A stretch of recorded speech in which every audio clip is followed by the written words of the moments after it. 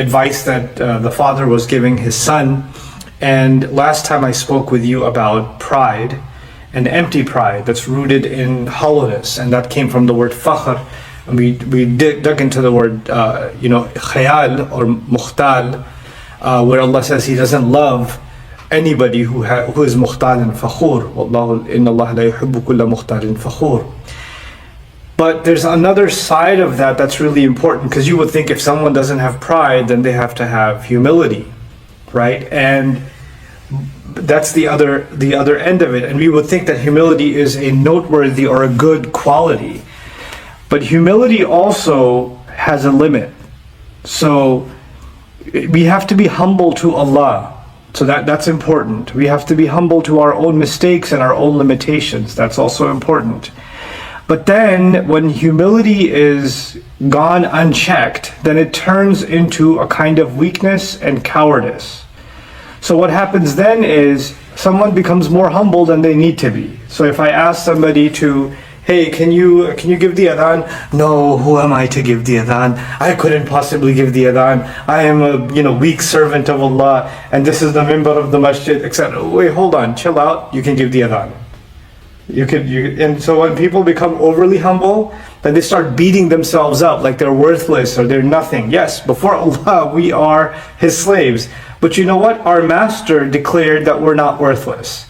He declared that we're worthy of honor. So we don't get to humiliate ourselves in the name of humility.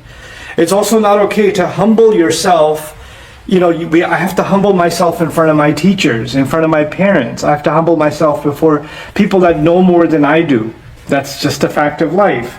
But humbling yourself before someone and being in awe of them as if you are almost worshiping them is another problem. So you can have people in different religions, and sometimes even in Islam, where we love a scholar. We love someone that we've learned from. Right, and we love for the decades that they've spent in studying the hadith of the Prophet ﷺ, or the half a century they've spent studying and teaching the Quran. And these are scholars of remarkable gravity, and you feel intimidated even in their presence with just the amount of work that they've put in to serve Allah's deen, right? And there's a humility and a respect that we have for them. But that doesn't mean that when you're in their presence you have to walk halfway in ruku'. And you have to, act like you're not yourself. Humility means we give them the respect and the honor that they deserve, but we don't turn this into an artificial kind of reverence. A reverence that only belongs to Allah and His Messenger sallallahu alaihi wasallam. It's hard to imagine that a companion that has been guaranteed Jannah, like Umar radiallahu ta'ala anhu, right? And a leader of the Muslims. You would imagine that the Ummah at the time is going to have reverence and humility towards Umar radiallahu anhu because of who he is, right? We don't even say their names without saying radiallahu anhum wa radu anhum. Right? So we say those words because we have a respect and a regard for that remarkable generation. But even Umar radiallahu anhu is giving a khutbah, and he's wearing a cloak, and somebody in the audience during the khutbah notices that cloak is a little longer than all the other soldiers that received a cloak.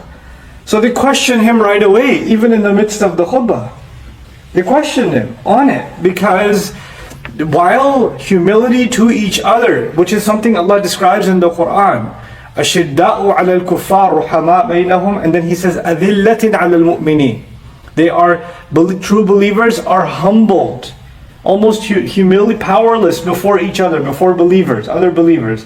What that means is we don't try to intimidate each other. We don't try to make someone feel worth less than ourselves. But humility doesn't also mean that you make yourself feel like you're worthless in front of someone else. You don't have to put yourself down. You can stand straight. You can speak upright. You don't have to, make a meek sort of voice because you're in the presence of someone very, who's a big deal. So you don't have to do that. You can just be yourself. So you don't have to be arrogant on the one side, and you don't have to be so humble that it's weakness on the other side. Look at, when someone says, who am I? I'm nothing, I'm nobody. When you start doing that I am nothing and nobody mantra, then it turns into a a denial of the favor Allah has given you. Allah may have given you an ability. You don't have to be arrogant about it, but you don't have to be in denial of it either. Yusuf alayhi salam, when he comes out of jail, right, he's humbled by the circumstances that Allah has put him in over and over again. And yet he's an extremely confident person. Because when the king sees a dream and he says, what does this dream mean? He didn't just interpret the dream. He told them what they need to do for the next 15 years. 14 years and then one. That's what he told them to do. Like an economic plan, sitting in a jail inmate, look at the reality of it, a jail inmate telling the leader of a country how to run the nation for the next decade and a half. Right? And then not only did that confidence come out, he wasn't even in any position. He was still in the jail cell when he said it. And then when he comes before the king, and the king is so impressed with what he's saying, and he could tell deep down inside that what Yusuf a.s. is saying is the right thing, what does he do immediately? He makes a proclamation, says, "Ij'alni ala khaza'in al-ard." Put me in charge of the treasury of the land of Egypt. There's ministers that have served in the finance committee for 30 years. There are seasoned politicians and bureaucrats and scholars that are in that audience. And what's his resume? He was a slave, he's a foreigner, and then a slave, and then an inmate in a jail cell, an accused inmate. That's his resume. And he comes out of that, instead of thinking, these people are so much more qualified than I am, should I really open my mouth? What are they going to think of me? What are they going to say? He's not even preaching about Allah at this point. What's he saying? I'm telling you what needs to be done, and I look around the room and I see a lot of PhDs, but I'm telling you they don't know what they're talking about. And I know what I'm talking about. I'm not being arrogant about it. And so I'm going to tell you that you need to if you know what's best for this country, you need to place me in charge. And then he didn't just say place me in charge because I'm better. He says because he gave two qualifications for himself, Hafidhun Ameen. He says, one, I will safeguard this duty, meaning I can be trusted with this responsibility, and I'm trustworthy. So he actually highlighted qualities of himself that Allah has given him. It's not like, oh wow, somebody's praising themselves, they're tooting their own horn, like they're describing their own good qualities. What is that? That's arrogance. No, it's not. In some cases, that's not arrogance. When you think you're the right person for the job, and when you go for an interview, you're not humble. You say, I think I'm the best person for this job. And here's why. You have to demonstrate confidence. You have to put what Allah has given you to work. The previous ayah was really important because there are people that demonstrate themselves to the world in a way that is empty, like the fakhar, like the empty pot. Right? Like the tree, that's the nakhla, that's fakhar. That it looks impressive, but there's no dates growing on it because the leaves are dead. Those are people that act very confident, talk big, they can self-promote, but there's no substance. There's nothing there. But on the flip side, there's people that say, well, I don't want to be one of those people, so I won't say anything at all. No, you will still speak up. You don't have to sing songs of your own praise, but you have to speak up for the gifts Allah has given you when the time comes. And that's what this next ayah really is about. Luqman tells his son in the final ayah of advice that Allah recorded in Surah Luqman, he said, "Waqsid fi mashyik." I love this phrase. Simple translation says, be balanced in your walk.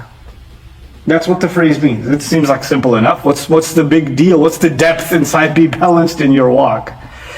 There's a few things. Scholars would describe the qasd as not too fast and not too slow. So the first meaning is don't walk too fast and don't walk too slow. Have a medium pace when you walk. So it's physically describing the way a person should walk. Right? So now, when they're walking, when someone's walking too fast, or literally when they're running, they can stumble. Right? And when a person's walking too slow, that means they have no sense of urgency. They have nowhere to go, and they're just kind of chilling and taking strolling steps. have purposefulness, and have a balance in your walk. Now the word qasd also means purpose. So qasada in Arabic is the same as i'tamada or amma even, which in Arabic means to have the intention. In other words, every time you walk, you need to be clear. What does it mean walk? It doesn't mean get up from the couch and go to the fridge. That's not what we're talking about. Every time you go somewhere, every time you take an action, every time you get up to do something serious, every time you get in the car, every time you leave your home, every time you take up a project, every time you decide to spend some hours doing something, have clear purpose. Have purpose over everything that you do. What is it that you're going for? Is there a clear agenda in your mind? That's actually qasd. It's really interesting contrast from the previous ayah where a person is all over the place. Right? They're just all over the place. وَلَا تَمْشِي فِي الْأَرْضِ مَرَحًا. That's a direct contrast from that. Don't walk around on the earth aimlessly, with pride. Just going from one activity to another with no clarity of what you're doing with your day. A day, you know what happens? You will have a person spend a certain kind of day, right? They're watching, they're glued on their phone, or they go to eat something, then they take a nap, and then they go, one lame activity to another, for example, right? With some necessities in between. And they're like, I really want to travel somewhere. I really want to go hang out with my friends. Okay, then they go with their friends and they do exactly the same things they were doing on their own, but now together. And then they say, I want to travel to a different city. And they go to a different city and they're still on their phone. And they're 24 hours, it's like different background, but the same play. It's the same thing over and over. There was no change. It's like you're stuck in place. You traveled but didn't travel at all. You moved but didn't move at all. So sometimes you're walking, but you're still in place, is what, in a very beautiful poetic sense is being said. When you walk, that means that you covered a distance, which means you're not where you used to be. So when you have a purpose in your walk, then my purpose is to get all the way to that side, and the more I walk, the more I can tell I've made progress from where I was. Be purposeful means you should be able to tell that you're making progress and you're not repeating the same behaviors over and over again. There's actually some progress. And you can gauge that for yourself. It's interesting also, wanted to share some meanings of the word qasd for you. That's really epic. Safarun qasid, it's used in Surah At-Tawbah. لو كان سفرا قاصدا. عرضا قريبا أو سفرا قاصدا اتبعوك.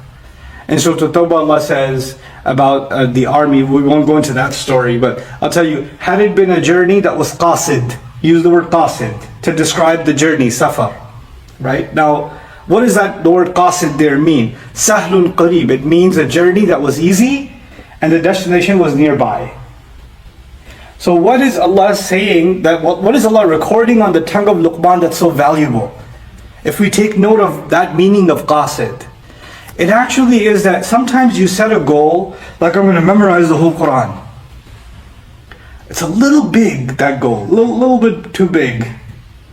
So when you take on a really big goal, then when you look at it, and you go to grab the mushaf, and you're like, well, that's a lot of pages. Okay, I think I'll start tomorrow.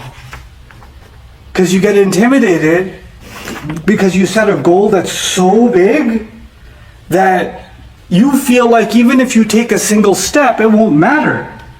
So what if I memorize it? Look at how much I didn't memorize, right? For someone who just starts running, right? They can run 20 steps and go, and they're like, okay, from here to the end of the block. And they're looking at the end of the block and they're like, there's just no way. I can't do this. Okay, don't look at the end of the block. Just look at the next 10 steps. You see that flower over there? That bush over there? Just up to that bush. And they're like, I think I could do this. And they get there. No, just, you see that little fence over there? Right there. 10 feet away. Just get to that. And you know what? when you have shorter goals, easier goals, then before the person knows it, they finish the entire block. They finish the entire block. There's actually studies on this in psychology. Marathon runners, some of the most successful marathon runners in the world, that have traveled, that have run literally dozens of hundreds, sometimes dozens of miles continuously without taking a break. And you ask them their secret, they're like, they don't look too far ahead. They just look enough that they can see a small goal, and then they fixate themselves on the next small thing, and the next small thing, and the next small thing. Why? You can have a big goal, but you cannot ever achieve it if you don't have waqsid fi mashyik. Clear agenda every time you take a step. Clear, attainable goal. This is all I'm focused on. What happens often for a student, for example? A student, because I'm teaching nowadays, I'm teaching Arabic. So I'll give you an Arabic student example. I'm teaching one concept. I'm teaching one thing. And the student says, but I was reading an ayah and there's so much more to it than what you just taught us. Well, how are we going to remember everything? What are we going to do? There's so much Arabic. Hold on. Just this step. Your goal right now is to not look at the rest of the ocean. Your goal right now is to just sit on that little boogie board and take one stroke. You're not asked to cross the Atlantic Ocean. You're just being asked to get used to, standing in the water for a little bit. Then we'll take another little step. Then another little step. That's waqsid fi mashyik. Tangible goals that you can actually achieve. That's what a day is about. That's how a person has to think. Because one, sometimes people don't have a goal at all. They don't have a goal at all. Or two, they have such a big goal and they never divide it, slice it up into smaller goals. You have to slice it up into smaller goals, and that's captured inside waqsid fi mashyik. A purposeful intent. And when you have that, then every single day, it's like you accomplished a mission. Right? Even though you didn't accomplish the goal, even for athletes or people that are studying or people that are memorizing Quran, they didn't finish memorizing the Quran in a day. Or maybe that day the ayah was really hard. They couldn't even do a page of the Quran. They could do one line of the Quran that day. It's possible. But you know what? They made that progress that day. So that day was a success. That day they accomplished their goal that day. And if they died that day, they died successful. Right? وَلَيْسَ لِلْإِنسَانِ إِلَّا مَا سَعَى. A person will have nothing to their advantage except the efforts they made. What did you try to do? That's it. That's all we're going to be asked about. So he's teaching his son a very powerful lesson. Look, have goals, be clear about them, and then take steps. That's the other embedded meaning inside, waqsid fi mashyik, in your walk. In other words, goals aren't going to come to you. You're going to have to go to them. We've become so used to getting delivery. Right? And then advertising feeds that too. Watch this or do this for 3 minutes a day and you're gonna da da da da da. Or just do this and then you'll get this and you'll get this. So that means, and by the way, the more they try to sell you a product, the more there's no effort required on your part, it'll do all the work for you. Right? And the reality of life is that nothing will come your way until you take the steps, until you make the effort, until you brave. أول ما تبدأ بخطوة, a famous saying that's in so many cultures. 1,000 miles start with a single step. That's waqsid fi mashyik. But what else does that? It has other impacts. When you have a goal like that, like every day you have a particular goal, then other distractions have to be put on the side. No, I can't play video games right now. I gotta get this done. No, there's no time for me to watch a movie right now. I gotta get this done. Hey, listen, I'll text you later. I gotta get this done. I have a goal. You understand? So you don't have marah anymore. You're not jumping from one thing to the next and next. And what do you want to do now? No, what are we gonna do? You're not running aimlessly in life. You actually have something to fill your hours with, your minutes with.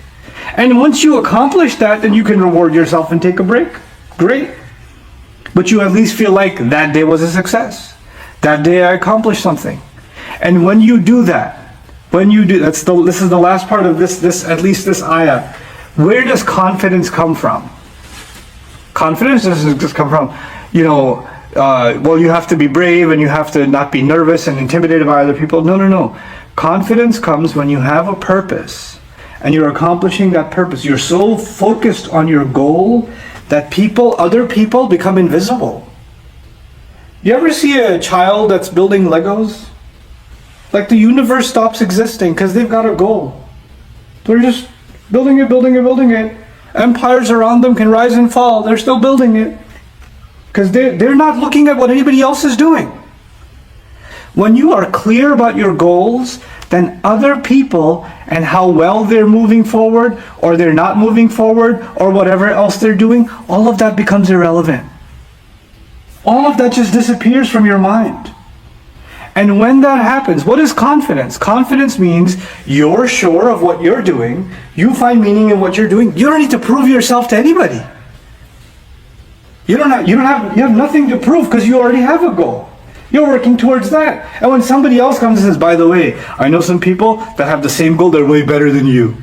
Good for them. Thanks, bye. And you keep working on what you're doing. Because you're too focused. You have when someone has qasd in their waqsid fi mashik, when they have a goal and a direction, a purpose in their walk. You know what that means? Then they're not looking this way or that way because they're focused on what they got to look at. That means you just stop being distracted by what others are doing. And you don't need to tell, hey, by the way, guess what I'm doing? You don't need validation by announcing what you're doing, because what you do has so much meaning to you. You don't need somebody else to give you a like or throw you a mashallah or throw you, wow, that's amazing, and now finally you feel like you're doing something. You don't need it. That's confidence. That's not being shallow. And this is why the logical connection, just appreciate that logical connection. What does Allah say? وَقْصِدْ فِي مَشْيِكَ وَغْضُضْ مِنْ صَوْتِكَ. Lower your voice. Lower a part of your voice. This is a remarkable phrase. What does it have to do with walking with purpose? When does someone raise their voice?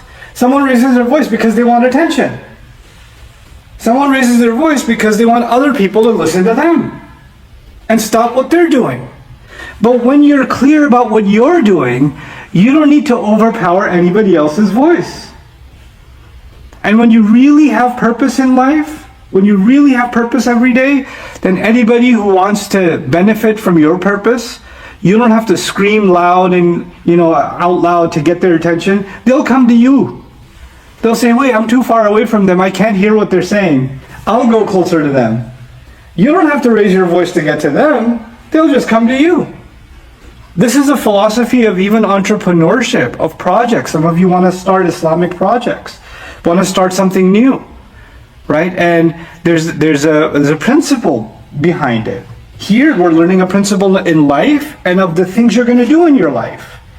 We're living in the advertising world, right? So people are like, how are we going to advertise this new product? How are we going to advertise our new da'wah program? How are we going to advertise this new Islamic book that we wrote? How are we going to get the word out there? We have to scream loud and clear from every corner before we can, And you know what? The new world of advertising is about endorsements, right? Get an athlete to endorse this shoe, right? Or get some celebrity to say, this is the book you want to read, right? So this is all about other people who have accomplished something are now validating what you're hoping people will like because they like them. In other words, the service, the product, the venture, whatever it is, it cannot stand on its own feet. It needs the attention of someone else making it valid. On its own, it's not strong enough. Not enough people are benefiting from it. You know why? Because your concern is still people and how loud you are, and that you're still looking around. You're still not focused on your goal. When you're focused on your goal, whether one person benefits from it or 1,000,000 people benefit from it, it doesn't faze you. Because that wasn't your purpose. Your purpose was to accomplish something meaningful. And that is where sincerity also comes from.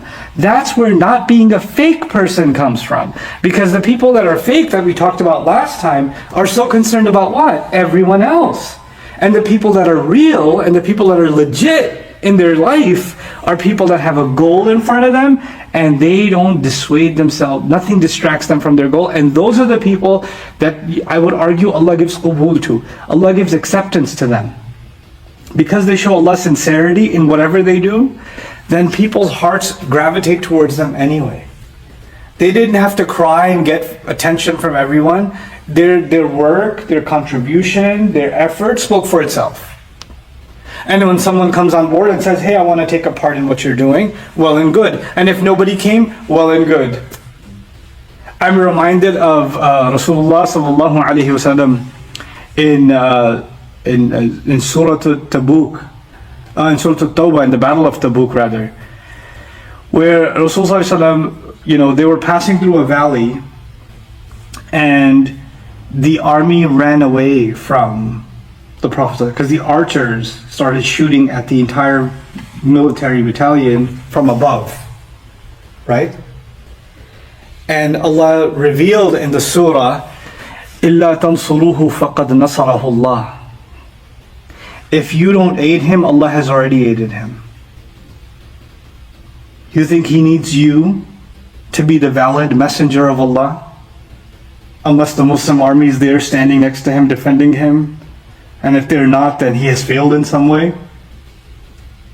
If you don't benefit from what he has to offer, and if you don't aid his mission, he doesn't need that aid anyway. You need to aid him for yourself. Allah has already aided him. إِذْ أَخْرَجَهُ الَّذِينَ كَفَرُوا ثَانِيَ اثْنَيْنِ إِذْ هُمَا فِي الْغَارِ. This is in Tawbah. Makkah has already been conquered. So the majority of the region is already Muslim, right? And the Muslim army's never been bigger. They've never been bigger. But now there's a skirmish and there's archers literally sniper fire from the top, and they're broken up, and the Prophet ﷺ is left on the battlefield, and he stands alone saying, أَنَا النَّبِيُّ لَا كَذِبْ أَنَا ابْنُ عَبْدِ الْمُطَّلِبِ. I am a prophet, there is no lie. I am the prophet, no lie. I am the son of Abdul Muttalib. He stands he's announcing himself. When there's fire coming your way, you don't announce yourself. He's basically standing there saying, bring it, sallallahu alayhi wasallam. That's what he's doing. And what did Allah say in that ayah? He said, if you don't aid him, Allah already has. إِذْ أَخْرَجَهُ الَّذِينَ كَفَرُوا ثَانِيَ اثْنَيْنِ إِذْ هُمَا فِي الْغَارِ إِذْ يَقُولُ لِصَاحِبِهِ لَا تَحْزَنْ إِنَّ اللَّهَ مَعَنَا. He says, you think this is the first time he was alone? When the people of Makkah expelled him, way before all of you became Muslim, way before رَأَيْتَ النَّاسَ يَدْخُلُونَ فِي دِينِ اللَّهِ أَفْوَاجًا, way when the Meccans expelled him, when he and his companion were hiding in the cave, when he turned to his companion and said, don't worry, Allah is with us. You think this is the first time I've helped him? That's what's the mentality being taught to the Muslim? The strength of what we do doesn't come from the validation or the support of people. The strength of what we do comes from the acceptance of Allah, the aid of Allah, and the clarity of our purpose. And Allah's help comes to the mukhlasin and the mukhlisin, the people who are sincere, who are pure in their purpose, who are clear in their purpose. There's a really heavy lesson. وَقْصِدْ فِي مَشْيِكَ وَغْضُضْ مِنْ صَوْتِكَ. Lower your voice. You don't have to broadcast what you're doing. People that build, they build. You know, it's interesting, right? You guys see this in life. When you were in high school, some of you are going to be in high school, and some of you are in high school. But when you are in high school, and you have kids that are very loud and obnoxious and outgoing and partying, and they're like almost intimidating to be around. You're like, I'm hoping they don't pick on me. And they're like the stars of the school. Like they're the ones who stick out, right? And then there's the quiet, nerdy ones that are like just studying. And they're not really, they're almost invisible.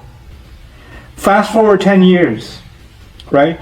Who's serving fries at a restaurant? And who owns 10 restaurants? Right? You see what happens? The people that were clear, even the students that were clear about their studies, They were clear about a goal. They end up getting somewhere.